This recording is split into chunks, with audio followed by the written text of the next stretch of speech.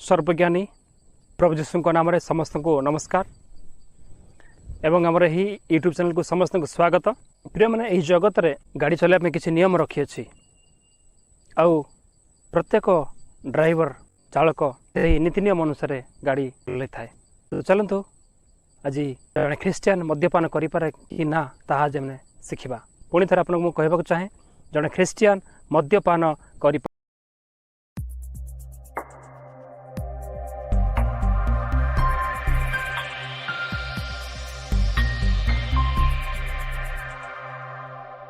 प्रिय प्रभु लोक मैंने परमेश्वर प्रेम हेतु पुणी थे आम एक सुजोग पाइछु जे आज आलोचना विषय हूँ जड़े ख्रीस्टियान लोक मद्यपान करने उचित ना नहीं ताहा मैंने आज शिखा। मु प्रथम आपको कहली जे यही जगतर पुलिस ड्रिंक एंड ड्राइव को अनुमति दिए ना। जो मनुष्य को परमेश्वर तैयारी करिसेंती निज हस्तर आपणार सादृश्य तैयारी करिसेंती सही मनुष्य को कौन ड्रिंक करके यही जगत ड्राइव करने से अनुमति देवे कि माने वास्तव में परमेश्वर यही निज हस्तर तैयारी करथिया मनुष्य को ड्रिंक एंड ड्राइव पाई अनुमति देवे ना।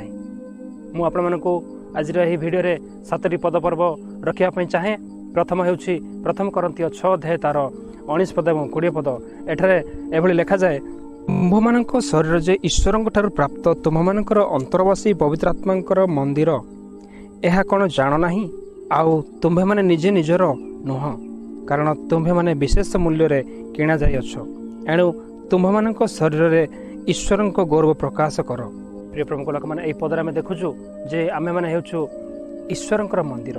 मनुष्य हेउछि ईश्वरଙ୍କର मंदिर अटे आ एही शरीर द्वारा एही मंदिर द्वारा ईश्वरଙ୍କର गौरव प्रकाश करिवार आवश्यक रहिछि।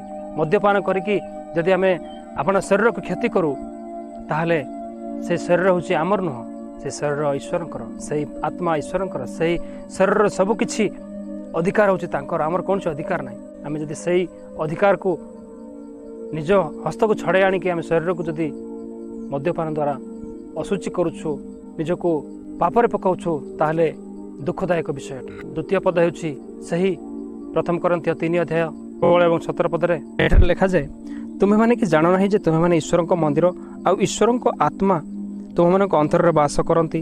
जदि कौनसी लोक ईश्वरଙ୍କ मंदिर को नष्ट करे तेबे से ईश्वर ताकू नष्ट करिवे कारण ईश्वरଙ୍କ मंदिर पवित्र से मंदिर तुम्हे माने। पुणी थे आपण मानक मु कहि रहक चाहे जे आमे होछु ईश्वरଙ୍କର मंदिर, मनुष्य होछु ईश्वरଙ୍କର मंदिर। यदि आमे सही मंदिर को अपव्यवहार करू ताहले 17 पद लिखा जाए, नष्ट करिवे। परमेश्वर सही मंदिर को नष्ट करिवे कारण आमे सही मंदिर को आमे तार अपव्यवहार करूछु, ताकू नष्ट करूछु, ताकू क्षति करूछु मद्यपान करिकि। तेबे हमर सही मंदिर रे ईश्वर वास करंते। प्रिय माने आमे यदि मद्यपान करिबा आपन शरीर को क्षति करिबा नष्ट करिबा ताहले ईश्वर हमको नष्ट करिवे। तृतीय पद आपन कहबाक चाहे रोमियो 12 पर्वर 1 पद। एठारे एभली लिखा जाए, अतएव हे भाई माने मु तुम मानकु ईश्वरଙ୍କ दया हेतु विनती करी कहूछि तुम्हे माने आपना आपना शरीर को सजीव पवित्र और सुग्राह्य ईश्वरଙ୍କ सुग्राह्य बलि रूपे उत्सर्ग कर। एहा तो तुम मानकर युक्तियुक्त उपासना। एही पदरा में देखुछु प्रिय माने मनुष्य अपना शरीर को सजीव एवं पवित्र और ईश्वरଙ୍କ सुग्राह्य बलि रूपे उत्सर्ग करबा आवश्यक अछि। विशेषतः निजर शरीर को मनुष्य पवित्र रखिबार आवश्यक अछि। यदि मद्यपान करिबा ताहले हमर शरीर पवित्र रहिबो नै। प्रिय माने चतुर्थ पद आपनको कहबाक चाहे जहाँकि एफिसियो 5 पर्वर 18 पद रे, आउ द्राक्षारस रे मत न हो सेथिरु तो अत्याचार जन्मे मात्र आत्मा रे पूर्ण होई गीत स्त्रोत आध्यात्मिक संकीर्तन द्वारा परमेश्वर को स्त्रोत तोत्र और आध्यात्मिक संकीर्तन द्वारा परस्पर को उत्साह दियो। पुणी तुमମାନଙ୍କର हृदय ईश्वर उद्देश्य संकीर्तन और गीत गान कर। प्रभु लोक मैंने पदर आम देखुछु द्राक्षारस मत न होगा से बाइबल प्रकाश करे। जदि एथिरे मत हेबा ताहले सबु गला। प्रिय माने निज परिवार निजर संतान मानकर पाठ पढ़ा निजर लाइफ बर्बाद हो जावा सहित निज स्त्री निज पूरा परिवार बापा माँ परिस्थिति कौन हम चिंता करूँ, निज छुआ पिला परिस्थिति कौन हम चिंता करूँ। मद्यपान करने द्वारा अनेक प्रकार क्षति अच्छी। मु आगू कहि आपण कौन कौन क्षति होता है। पंचम पद हेउछि हितोपदेश 20 पर्वर तार 1 पद। एठार लिखा जाए, द्राक्षारस निंदक मद्य कलहकारी जे कहीं तद्वारा भ्रांत हुए से ज्ञानवान नुहे। एठार आम देखुछु जे मद्य कलहकारी।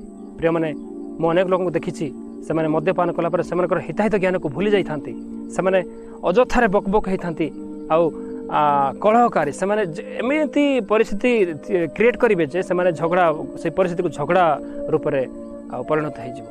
ତେଣୁକରି ମଦ୍ୟପାନ କରିବା ଦ୍ୱାରା ଆଉ କଳହ ସୃଷ୍ଟି ହେଇଥାଏ। ଷଷ୍ଠ ପଦ ହେଉଛି ସେହି ହିତୋପଦେଶ 23 ପର୍ବର 29ରୁ 32 ପଦ ମଧ୍ୟରେ ଆପଣମାନେ ପାଇବେ। ଏଠାରେ ଲେଖାଯାଏ, କାହାର ହାହାକାର, କାହାର ଓକାର, କାହାର କଳି, କାହାର ବକାବକି, କାହାର ଅକାରଣ କ୍ଷତ, କାହାର ରକ୍ତବର୍ଣ୍ଣ ଚକ୍ଷୁ, ଯେଉଁମାନେ ଦ୍ରାକ୍ଷରସ ପାନରେ ବହୁକାଳ ବସିଥାନ୍ତି, ଯେଉଁମାନେ ମିଶ୍ରିତ ସୁରା ଖୋଜି ବୁଲନ୍ତି, ସେମାନଙ୍କର ଦ୍ରାକ୍ଷରସ ରଙ୍ଗିଆ ହେଲେ ଓ ପାତ୍ରରେ ଚକମକାଇଲେ ଓ ସହଜେ ଗଳାଧକରଣ ହେଲେ ତୁମ୍ଭେ ତାକୁ ଅନାଅ ନାହିଁ। ଶେଷରେ ତାହା ସର୍ପ ପରି କାମୁଡ଼େ ଓ କାଳ ସର୍ପ ପରି ତୁଲ୍ୟ ଦଂଶନ କରେ। ପ୍ରିୟମାନେ, ଏହି ପଦ ଅନୁସାରେ ଆମେ ଦେଖୁଛୁ ଯଦି ମଦ୍ୟପାନ କରିଥାଉ ତାହେଲେ କ'ଣ କ'ଣ କ୍ଷତି ହେଇଥାଏ। ମଦ୍ୟପାନ ଦ୍ୱାରା ଟିକେ ଟିକେ ଟିକେ ଟିକେ ପିଇଲା ପରେ ସେମାନେ ଆଉ ଅଧିକ ଅଧିକ ଅଧିକ ଅଧିକ ହେଇକିରି ସେମାନେ ପୁରା ଏକ ବଡ଼ ମଦୁଆ ବନି ଯାଇଥାନ୍ତି। ପ୍ରିୟ, ବଡ଼ ମଦୁଆ ବନିଲା ପରେ ପରିବାରର ଶାନ୍ତି ହଜିଯାଏ, ପରିବାରର ଖୁସି ହଜିଯାଏ। ସେହି ପରିବାରରେ ପ୍ରତ୍ୟେକ ଦିନ ଅଶାନ୍ତି ହେଇଥାଏ। ସେହି ପରିବାରର ଛୁଆ ପିଲାମାନେ ପାଠ ପଢ଼ିବା ପାଇଁ ଅକ୍ଷମ ହେଇଥାନ୍ତି। ସେହି ପରିବାରର ସ୍ତ୍ରୀଙ୍କର ସ୍ୱାସ୍ଥ୍ୟ ଅବସ୍ଥା ବିଗିଡ଼ି ଯାଇଥାଏ। ସେ ମଦ ପିଇକି ତାର ସ୍ୱାସ୍ଥ୍ୟ ଅବସ୍ଥା ବିଗିଡ଼ି ଯାଇଥାଏ ତାହା ତ ଅଲଗା କଥା, କିନ୍ତୁ ସେ ପିଇବା ଦ୍ୱାରା ପରିବାରର ମଧ୍ୟ ଅନେକ କ୍ଷତି ହେଇଥାଏ। ଶେଷରେ ଆଉ ଏକ ପଦ ଆପଣମାନଙ୍କୁ ମୁଁ ପଢ଼ିବା ପାଇଁ ଚାହେଁ। ହବକୁକ୍ 2:15 ଏଠାରେ ଲେଖାଯାଏ, ଯେଉଁ ଜନ ଆପଣା ପ୍ରତିବାସୀର ଉଲ୍ଲଙ୍ଘତାକୁ ଦେଖିବା ନିମନ୍ତେ ତାହାକୁ ପାନ କରିବାକୁ ଦିଏ, ତହିଁ ସଙ୍ଗେ ଆପଣାର ବିଷ ମିଶାଇ ତାହାକୁ ମତ କରେ, ସେ ସନ୍ତାପର ପାତ୍ର। ମାନେ ଏଠାରେ ଦେଖୁଛୁ ଯେ ମଦ୍ୟପାନ କରିବା ଲୋକକୁ ସନ୍ତାପର ପାତ୍ର ବୋଲିକି ବୁଝାଯାଏ। ପ୍ରକୃତରେ ମନୁଷ୍ୟ ଯେତେବେଳେ ମଦ୍ୟପାନ କରିଥାଏ, ସେ ପ୍ରଥମରେ ଆମେ ଦେଖିଲୁ ଯେ ଈଶ୍ୱରଙ୍କର ମନ୍ଦିର ସେ ନଷ୍ଟ କରୁଛି ନିଜର ସେଇ ପରମେଶ୍ୱର ଦେଇଥିବା ସେଇ ଶରୀରକୁ, ସେଇ ଆତ୍ମାଙ୍କର ମନ୍ଦିରକୁ ସେ ନଷ୍ଟ କରୁଛି। ନଷ୍ଟ କରିବା ଦ୍ୱାରା ସେଠାରେ ପରମେଶ୍ୱର କହନ୍ତି ତାକୁ ନଷ୍ଟ କରାଯିବ। ତେଣୁକରି ଆମେ ନଷ୍ଟ କାହିଁକି ହେବା? ତେଣୁକରି ମଦ୍ୟପାନ କରିବାର ଅନୁଚିତ ଅଟେ। ଯଦି ମଦ୍ୟପାନ କରନ୍ତି ସେହି ମଦୁଆ ପରିବାର ଗୁଡ଼ିକ ଦେଖିଥାନ୍ତି, ତେବେ ନିଶ୍ଚୟ କମେଣ୍ଟ କରନ୍ତୁ ଯେ ତାଙ୍କର ପରିସ୍ଥିତି କ'ଣ କ'ଣ ହେଇଛି। ମୁଁ ଯାହା ଦେଖିଛି ପ୍ରିୟମାନେ, ସେହି ପରିବାରର ଖୁସି ହଜିଯାଏ। ସେମାନଙ୍କ ପରିବାରରେ ସବୁଦିନ ଅଶାନ୍ତି ହେଇଥାଏ। ସନ୍ଧ୍ୟା ହେଲେ ଝଗଡ଼ା ହେଇଥାଏ। ସେମାନେ ଶାନ୍ତିରେ ଶୋଇପାରନ୍ତି ନାହିଁ। ସେହି ପରିବାର ଗୁଡ଼ିକ ଆର୍ଥିକ ସଙ୍କଟରେ ବହୁତ ସେମାନେ ଯାତାୟାତ କରିଥାନ୍ତି। କାହିଁକିନା ସେ ସବୁ ଯାହା ଘରେ ଟଙ୍କା ପଇସା ଥାଏ ତାହା ସେ ମଦରେ ଉଡ଼େଇ ଦିଏ। ତେଣୁକରି ସେହି ପରିବାରରେ କୌଣସି ଯେଉଁ ସନ୍ତାନମାନେ ପାଠ ପଢ଼ିଥାନ୍ତି ସମ୍ପୂର୍ଣ୍ଣ ପଢ଼ିପାରନ୍ତି ନାହିଁ। ଯେଉଁ ଏମ୍ କରିକି ସେମାନେ ଥାନ୍ତି, ନିଜ ସ୍ତ୍ରୀ ଭଲ ଲୁଗା ଖଣ୍ଡେ ପିନ୍ଧିପାରେ ନାହିଁ। କାହିଁକିନା ସେ ଏଭଳି ମାନେ ନିଶାସକ୍ତ ହେଇଯାଇଥାଏ ଯେ, ଅଭ୍ୟସ୍ତ ହେଇଯାଇଥାଏ ଯେ ପରିବାରର ଯାହା କିଛି ମଧ୍ୟ ସେ ବିକ୍ରୟ କରିକି ମଦ ପିଇଥାଏ। ଏଭଳି ଆମ ଗାଁରେ ଜଣେ ଅଛି, ସେ ମଦ ପାଇଁ ବୋଲିକି ସେ ଆପଣାର ଜମି ସବୁ ବନ୍ଧା କରିଦେଲା। ଧୀରେ ଧୀରେ ଧୀରେ ଧୀରେ ସେ ଆହୁରି କିଛି ପଇସା ମାଗି ଆହୁରି କିଛି ମାଗି ବହୁତ ପଇସା ମାଗି ନେଲା। ତା ଶେଷରେ ସେ ଘରକୁ ଅନ୍ୟ ଜଣେ ନେଇଗଲା। କାହିଁକିନା ସେ ମଦ ପିଇବା ଦ୍ୱାରା ସେ ବାକି ହେଇ ହେଇ ସେ ପଇସାକୁ ଅଧିକ ଅପବ୍ୟବହାରରେ ବ୍ୟବହାର କଲା, ଯଦ୍ୱାରା ସେ ନିଜର ଘରକୁ ବିକ୍ରୟ କରିଦେଲା। ଯଦ୍ୱାରା ସେ ପରିବାର ବହୁତ କେତେ ଯେ କଷ୍ଟ ପାଇଲେ ତାହା ସେମାନେ ହିଁ ଅନୁଭବ କରିଛନ୍ତି ପ୍ରିୟମାନେ। ତେଣୁକରି ଆପଣଙ୍କର ପରିବାର ଯଦି କୌଣସି ବ୍ୟକ୍ତି ମଦ୍ୟପାନ କରୁଛନ୍ତି, ଆପଣ ତାଙ୍କୁ ବୁଝାନ୍ତୁ। କାହିଁକିନା ମଦ ପିଇବା ଲୋକ କୌଣସି ପ୍ରକାର ଭଲ କପଡ଼ା ପିନ୍ଧିନଥାଏ ପ୍ରିୟମାନେ। କାହିଁକିନା ସେମାନେ ମଦ ପିଇକିରି ସେମାନେ ଭଲ ମନ୍ଦ କିଛି ଜାଣନ୍ତି ନାହିଁ, କଳହ କରିଥାନ୍ତି। ଆଉ ସେମାନଙ୍କର ପରିଷ୍କାର ପରିଚ୍ଛନ୍ନତା ନଥାଏ, ସେମାନେ ଗନ୍ଧୁଥାନ୍ତି।